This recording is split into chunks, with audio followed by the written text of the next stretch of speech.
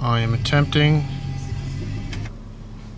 to get rid of the change engine oil light here.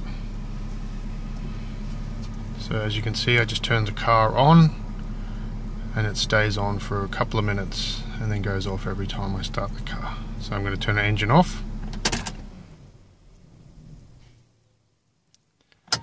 And then I'm going to try the test.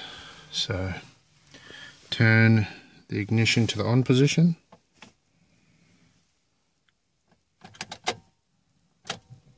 On now. Push my pedal 3 times.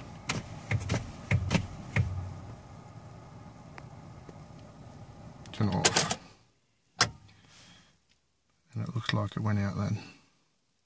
Let's try again. Foot on the brake, start.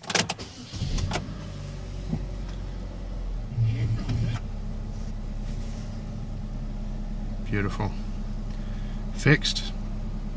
No dramas. So all I did then to get rid of that light was turn the car off, have all the doors closed, turn the ignition to the on position,